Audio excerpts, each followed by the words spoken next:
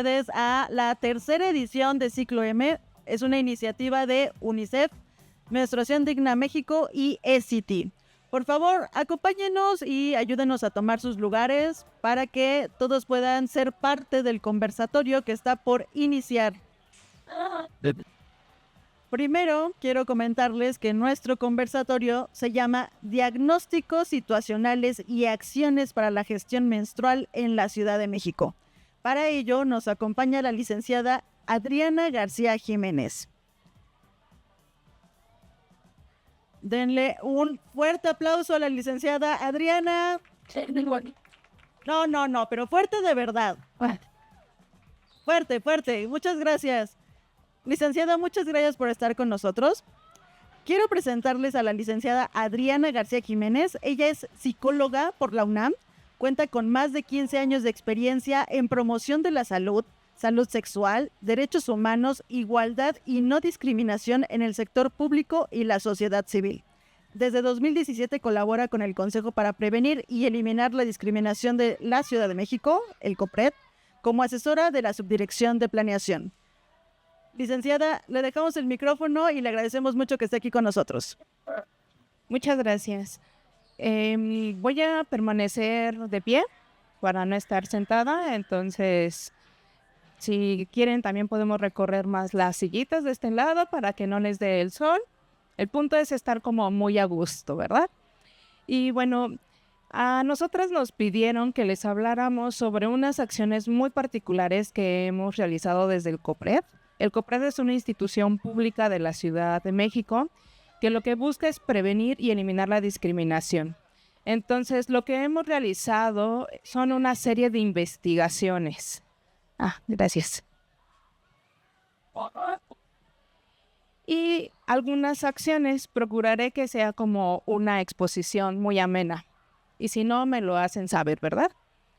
Bueno, ¿qué es la menstruación? No me gustaría detenerme mucho en ese tema porque el día de hoy se va a estar abarcando demasiado, pero lo que me gustaría compartirles es que la menstruación siempre se ha abordado desde una parte muy biológica, fisiológica, que consiste en el desprendimiento de tejido que está en el útero y sale por la vagina. Sin embargo, algo que hemos identificado es que la menstruación tiene diferentes componentes. Tienen componentes emocionales, tienen creencias, hay componentes ambientales, también tienen que ver con la parte económica, con la parte sociocultural, que es lo que se ha estado transmitiendo de generación en generación, pero también con las políticas públicas, y que eso es algo muy importante. ¿Por qué es un tema importante la menstruación y no un tema privado? ¿Por qué consideran que debería de ser un tema de interés público? Porque nos afectan a muchas. ¿Qué más? Es natural. Porque es natural, por el medio ambiente, por el tema de la salud, por el tema de la economía. Muy bien, pues aquí solamente les vengo a dar algunos datos muy sencillos. La menstruación es un proceso que vivimos en promedio la mitad de la población y que ocurre más o menos 40 años en nuestra vida. Imagínense, si nuestra edad de vida, nuestra edad promedio de vida es de 80 años, la mitad de nuestra vida prácticamente estamos menstruando. Y que por lo general es algo que ocurre entre los 10 y 49 años. Se ha dicho que esta situación, que la menstruación, más bien este proceso, solamente le ocurre a las mujeres, pero no todas las mujeres menstruan y no todas las personas que menstruan son mujeres. También están las personas no binarias y los hombres trans. Entonces, esta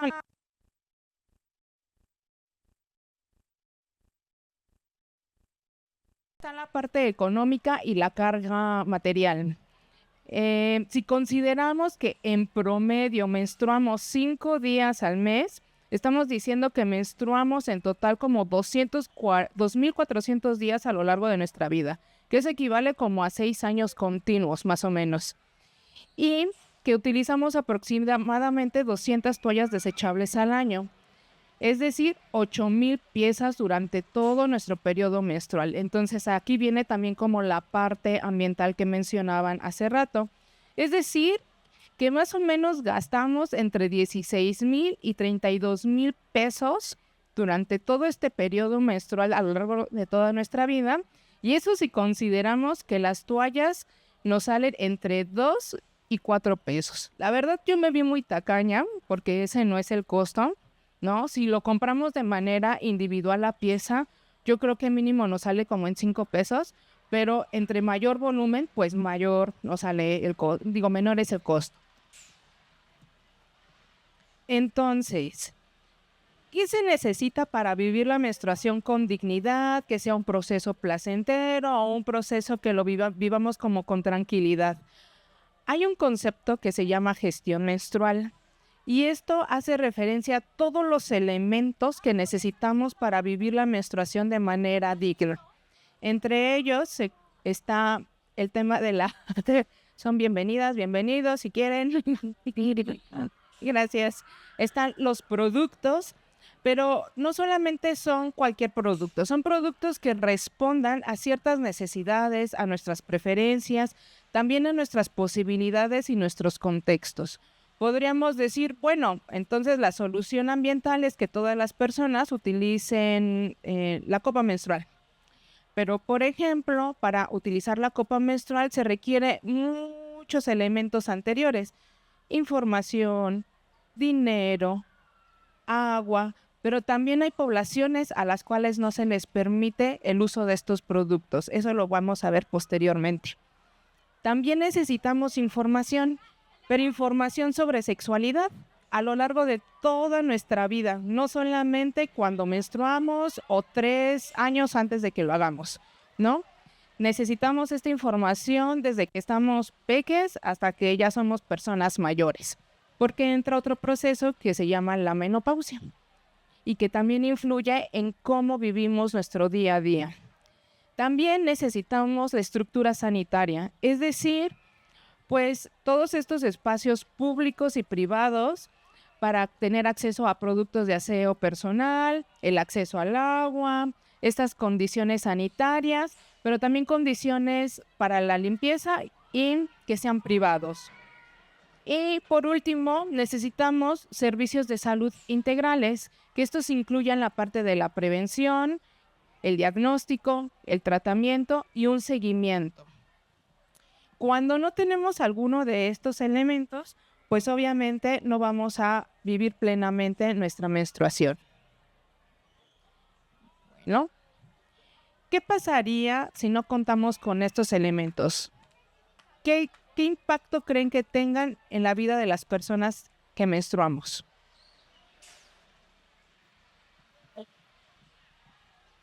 Faltar al trabajo, no poder ir a la escuela, requerir de cuidados.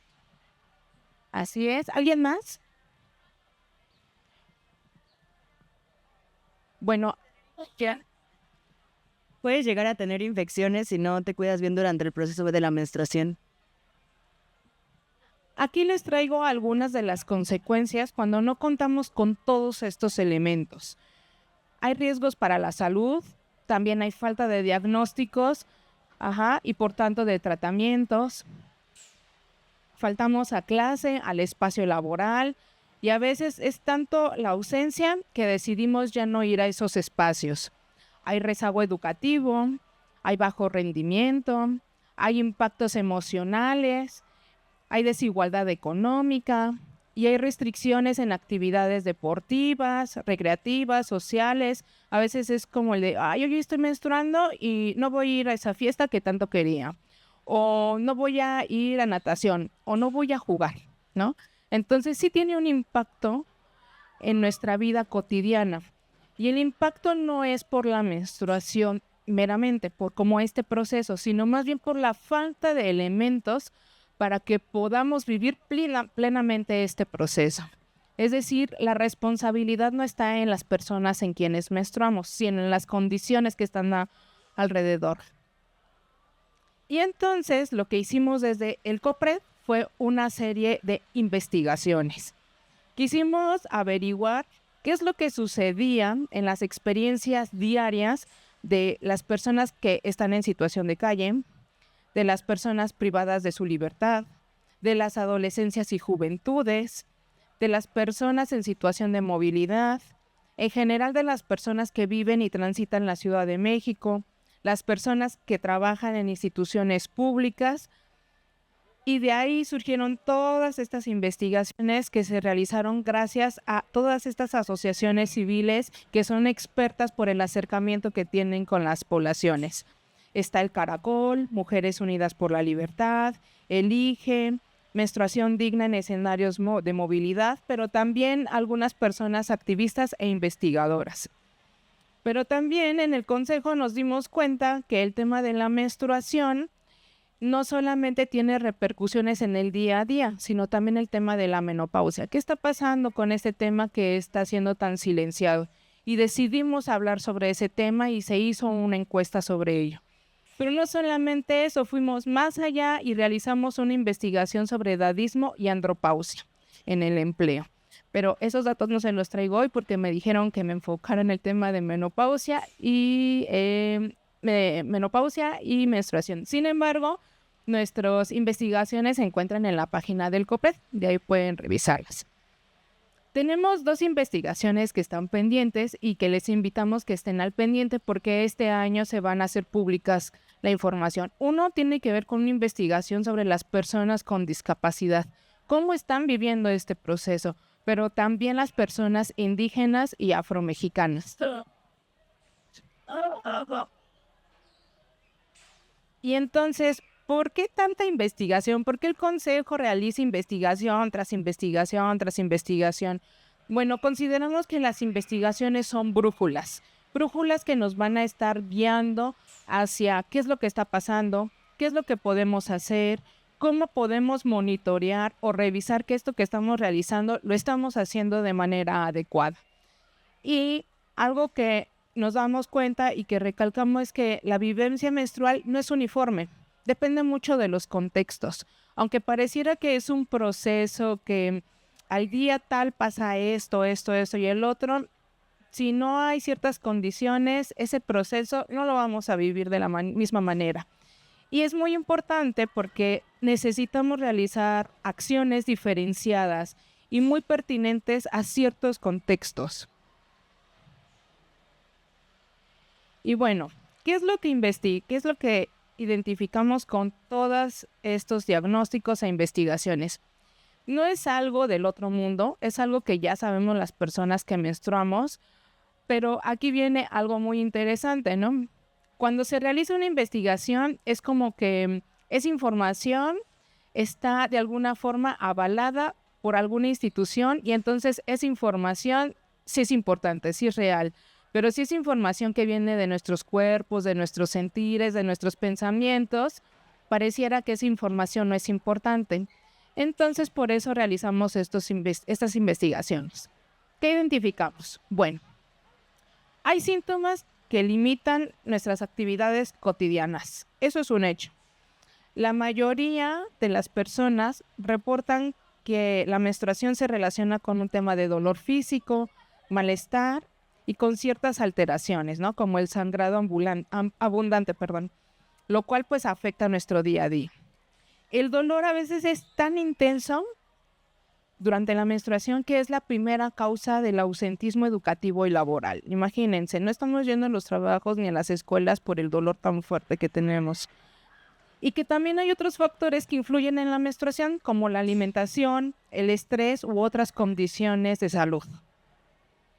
También identificamos que las emociones y lo que pensamos sobre la menstruación limita nuestra autonomía personal y que tiene que ver con un tema de género, es decir, cómo hemos aprendido o más bien cómo nos han enseñado a relacionarnos con nuestros cuerpos, ya seamos mujeres u hombres, y ciertas relaciones de poder. Y entonces lo que acá investigamos, más bien identificamos fue que en la primera menstruación la experiencia es como muy traumática y hay presencia de la vergüenza, del miedo y de la sorpresa porque hay falta de información.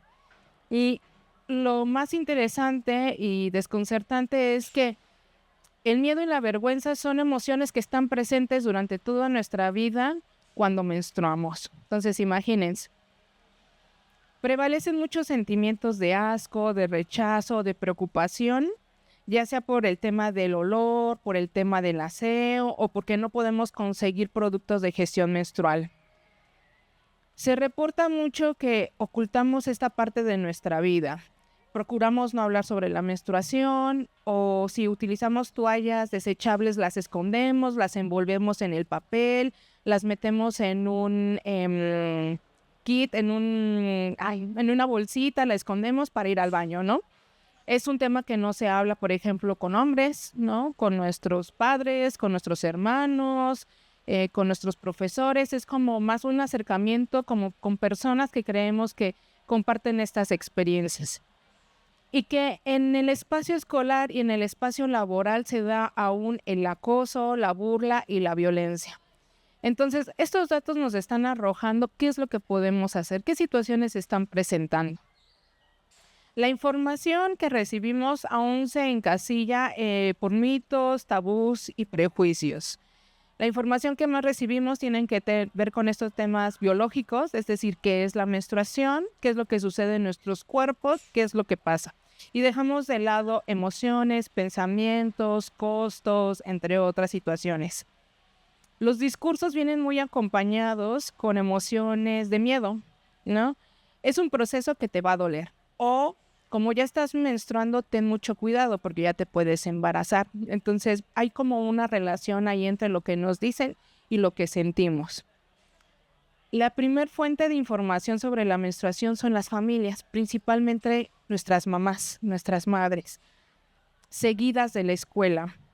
Y cabe señalar que pues la escuela es un espacio clave porque ahí están las niñeces, las adolescencias, están las familias, está el personal educativo. Entonces podemos realizar acciones clave ahí en esos espacios. Existe una relación ahí entre quienes acceden a la información, algo que acá le llamamos clasismo, es decir, qué personas son las que acceden a cierto tipo de información. Por ejemplo, la información que recibimos sobre la educación sexual la recibimos en las escuelas y entonces se están dejando de lado otras poblaciones, por ejemplo, en las poblaciones migrantes, a las poblaciones privadas de la libertad, a las personas en situación de calle, ¿no? Entonces eso es muy importante también como reflexionar. Y bueno, existe una barrera lingüística con que enfrentan las personas migrantes, ¿no? No todas hablan español y entonces pues también esa es una limitante. Y bueno, no hablemos también de las personas sordas, ¿no? Que en este caso pueden ser usuarias o no de las lenguas de señas mexicanas. También algo que nos dimos cuenta es que los servicios de atención son inaccesibles. Es decir, los espacios no son tan fáciles de encontrar o implican un costo o implican tiempo. Para ello, los servicios de atención especializados y que son gratuitos son poquitos, ¿no? Estos espacios como de segundo nivel o de tercer nivel son muy poquitos los que encontramos de forma gratuita y los tiempos para que nos puedan agendar una cita son periodos muy largos. Entonces, ¿qué es lo que pasa? Hay que ir a espacios donde tienen un costo, lo que pues sigue profundizando las desigualdades económicas. Hablar de menstruación en espacios de primer nivel se relaciona mucho con el tema del control de la natalidad, ¿no? Lo que nos llegan a preguntar sobre la menstruación es ¿cuál es su última cuál es la última fecha de su menstruación? Con el objetivo de relacionarlo con el embarazo, no para saber justamente cómo son estas condiciones de nuestra vivencia.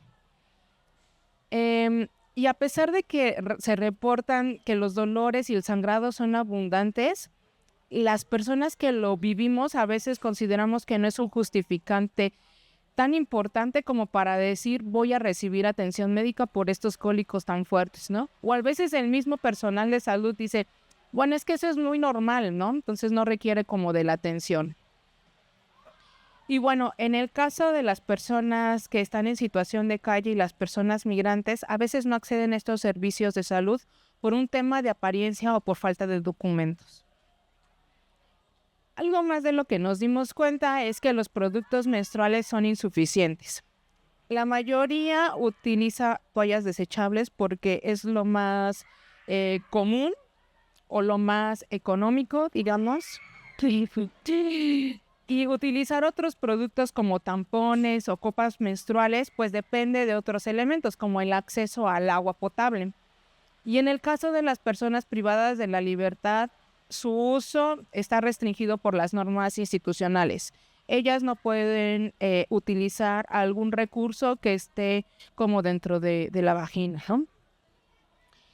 La exclusión económica, es decir, estos costos tan elevados y que no sean productos gratuitos, ¿qué es lo que ha llevado? Pues a utilizar otros recursos como trapos, papel higiénico, prendas de ropa, cubrebocas, que era algo que se daba mucho durante este periodo de la pandemia de COVID. Y bueno, ante la ausencia de dotación de productos, ¿qué es lo que sucede? Pues las redes de apoyo son las que salen ahí al quite, ¿no? Quienes nos están apoyando, las familias, las amistades o las compañeras. Algo más de lo que nos dimos cuenta es que las instalaciones sanitarias son muy malas, ya sean en espacios públicos o privados, es decir, en las empresas, centros de trabajo, en las instituciones públicas o incluso en los baños públicos. Es muy precario los baños, los lavabos, el agua potable. Y, por ejemplo, para acceder a un baño privado implica un costo, ¿no? Ese costo, por ejemplo, no lo pueden asumir las poblaciones callejeras ni las personas migrantes. Entonces, pues eso les obliga a improvisar soluciones en vía pública. Y por último, este dato fue bastante fuerte y desolador para nosotras, el tema de la violencia obstétrica. En el caso de las poblaciones callejeras y las personas con discapacidad, algo a lo que se enfrentan es que les realizan procedimientos anticonceptivos sin su consentimiento o incluso hasta estas histerectomías forzadas, ¿no? Entonces, con el objetivo de que no puedan menstruar y que no sean una carga, ya sea para las familias o para la sociedad. Con toda esta información que hemos realizado desde el Consejo, pues nos acercamos a una empresa para que nos diera dotaciones de toallas desechables y lo que hemos realizado es esta donación a organizaciones de la sociedad civil, pero también nosotras bimestralmente, es decir, cada 2 meses vamos al Centro de Reinserción Social de Tepepan y de Santa Marta a hacer esta entrega de dotaciones. Hemos realizado algunas alianzas con personas del Congreso o con otras instituciones. Por ejemplo, pues en este caso nos están invitando el día de hoy desde Menstruación Digna, ACT y UNICEF, que están organizando estas acciones. Han utilizado estas investigaciones que hemos realizado para que sean justificantes en procedimientos de avances normativos, en leyes, ¿no? Que necesitan esta información como para impulsar estas reformas. También participamos y coordinamos estos espacios de diálogo y de sensibilización. Y hay 2 puntos en los cuales me gustaría como enfatizar. Uno, pues que ya ampliamos nuestro enfoque temático. Antes hablábamos sobre menstruación, después gestión menstrual, es decir, todos estos elementos para poder menstruar de manera digna. Pero también nos dimos cuenta que hay ciclos hormonales y procesos biológicos que tienen impacto en nuestras vidas. Y entonces empezamos a hablar sobre menopausia y sobre la andropausia. Y esto nos ha llevado también a generar ciertas guías que puedan servirles a los espacios laborales. Y bueno, me gustaría hablarles sobre el tema de la menopausia. Acá les traigo algunos datos. Realizamos una encuesta sobre menopausia en el empleo y bueno, los datos que nos dicen es que el 46% aproximadamente se ha informado por cuenta propia sobre la perinopausia, ¿no? El 49.7% ha asistido a consulta especializada y la mayoría ha recibido medicamentos como terapia hormonal, terapia de reemplazo hormonal, antidepresivos u otros. Y la mayoría hace uso de suplementos. El 76% que asistió a consulta nutricional se le ha recomendado que tiene que bajar de peso. No hay más. Persisten sensaciones de incomodidad, de vergüenza y de ansiedad en los espacios de empleo. ¿Por qué? Porque se están presentando síntomas como cansancio, sudoración excesiva, dificultad para concentrarse, cambios de humor, y eso implica también en cómo nos vinculamos en estos espacios. El 21% de las personas encuestadas ha solicitado días libres por los síntomas que siente, y en el caso de que les nieguen los permisos, pues optan por resignarse, justificar la ausencia con otros motivos, utilizar días de vacaciones o asistir a los espacios médicos para que se les medique.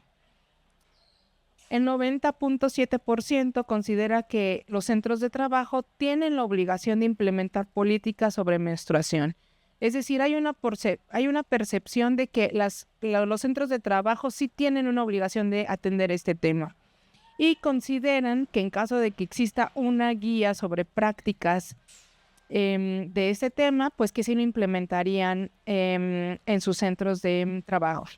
Entonces, algunas de las conclusiones a las que hemos llegado es que la menopausia pues sigue siendo una experiencia solitaria, poco reconocida y socialmente estigmatizada. Los síntomas pues tienen una implicación emocional y social que afectan en cómo nos autopercibimos, pero también en el desempeño profesional, porque esta encuesta fue en estos espacios laborales. Atender la menopausia pues implica costos significativos, no solamente por los diagnósticos, sino también por los tratamientos. Los tratamientos no son nada baratos. Persisten enfoques patologizantes sobre la gordura, es decir, la gordura se sigue viendo como una enfermedad que tiene que ser erradicada a través de bajar de peso. Entonces, por eso les traía el dato acerca de cuáles son las recomendaciones de la consulta nutricional, y ahí se puede ver un cruce de gordofobia en los espacios de salud, que también es importante hablar. Y pues la manera en cómo están diseñados los espacios laborales, las políticas que se implementan y las prácticas, pues son obstáculos que enfrentan las personas que están pasando por estos procesos de perimenopausia. De esta información, lo que hicimos desde el Consejo fue realizar una guía. ¿Lo apagué yo? ¿O se fue? Ya regresó. Una guía para la inclusión y consideración de la menstruación y de la menopausia en el entorno laboral. Ahí les dejo el dato para que se lo pase a sus centros de trabajo, ¿verdad?